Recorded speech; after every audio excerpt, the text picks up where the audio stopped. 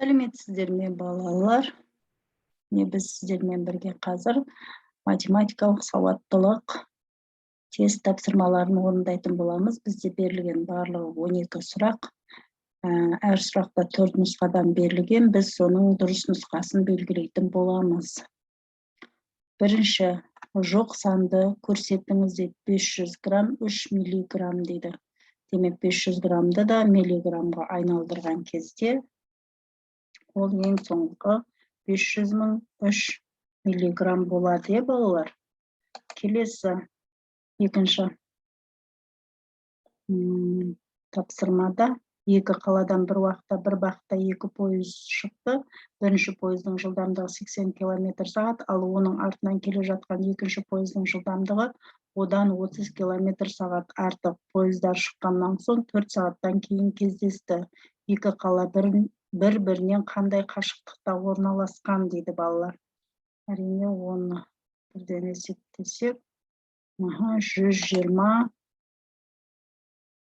километр қашықтықта орналасқан. Бірінші нұсқасы дұрыс. Келесі үшінші тапсырма. Санның дұрыс жазылуын көрсетіңіз. 2.534.716. Яғни мына жерден қараймыз. Егер біліп отырсаңыздар, егер менің барлық видеоларымды көріп отырған болсаңыздар, кейбір есептер қайталанып келіп жатыр, балалар, бірақ мына жерде нұсқаларының орны ауысып кеткен. Сонда санаймыз, демек ол үшінші нұсқа, 2.534.716. Міне, үшінші нұсқасы дұрысы. Төртінші сұрақ.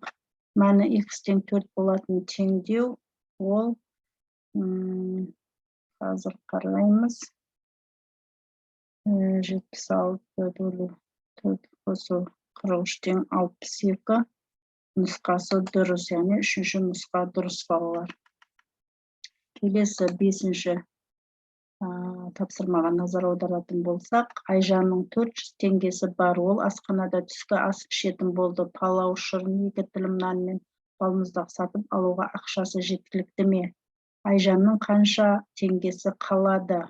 Ас мәзірі борщ, ал тағамның бағалары 100 теңге, палау 110 теңге, жасыл бұршақ қосылған шұжық 130 теңге, картоп пен балық 120 теңге, шырын 35 теңге, нан 1 тілім 5 теңге, балмұздақ 125 теңге, тоқаш 55 теңге екен, балалар. Енді палау 110 теңге болса,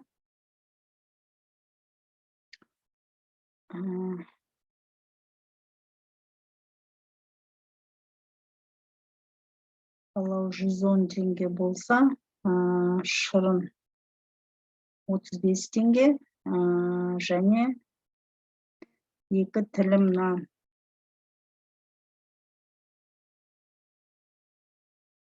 Барлығы қанша болады? 30.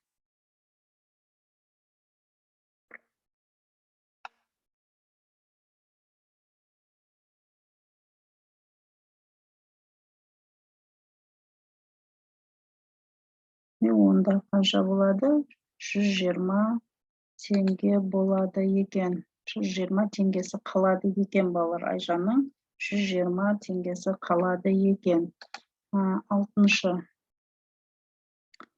Екі ауылдан бір уақытта бір-біріне қарама-қарсы 2 автокөлік шықты. Бір автомобиль 102 км/сағат жылдамдықпен жүрді және 408 км жолды жүріп өтті. Егер екінші көліктің жылдамдығы 6 км/сағаттан кем болса, ауылдар арасында жолдың ұзындығын табыңыз дейді. Мұнда табамыз. Болғанда ол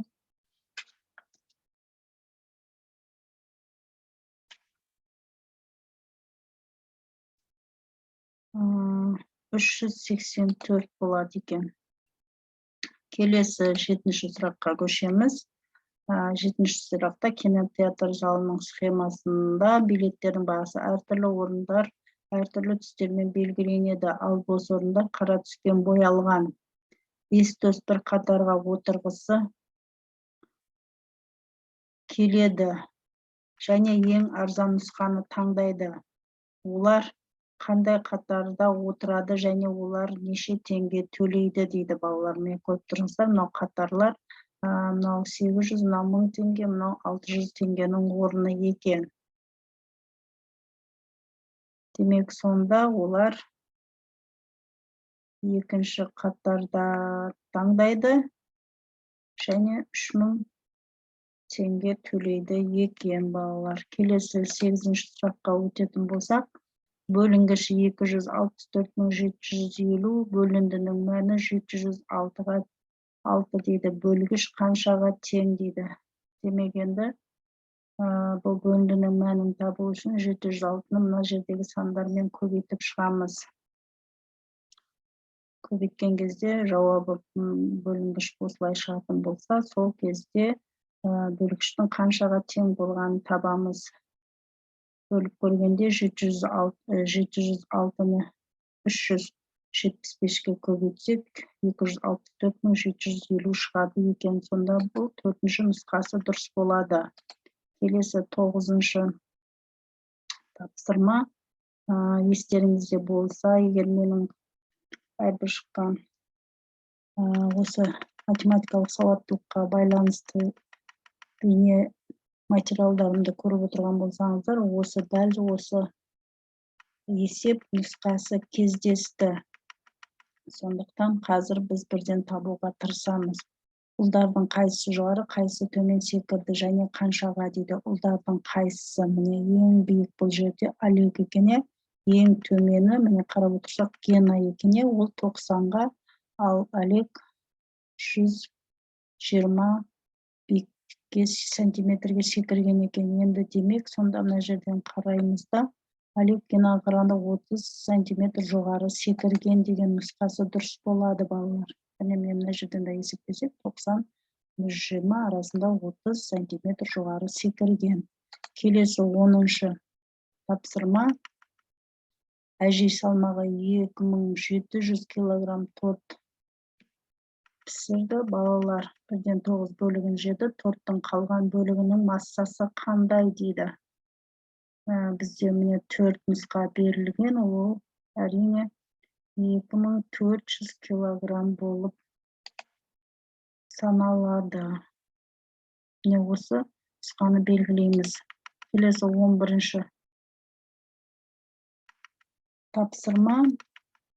Өрнектің мәнін табыңыз. Жақша ішінде 570 көбейту 409, азайту 43516, бөлу 86, көбейту 275 000, бөлу 4, азайту 73720, бөлу 76 дейді. Әрине, ең бірінші біз бұл жерде не істейміз? Бірінші жақша ішін орындаймыз, балалар.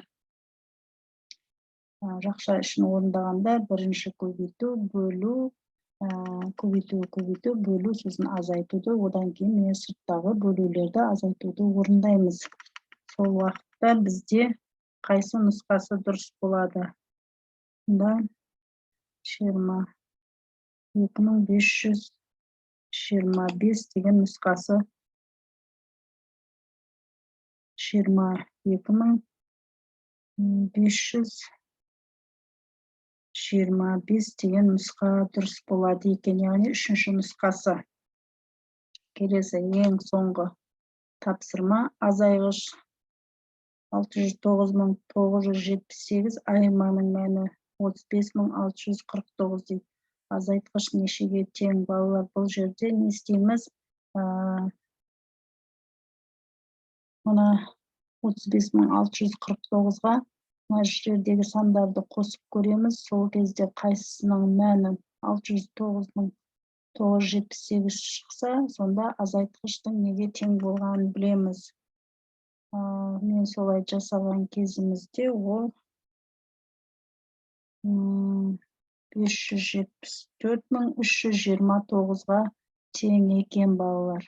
Міне біз осылай барлық математикалық сауаттылыққа арналған тест сұрақтарына жауабын бірге орындадық.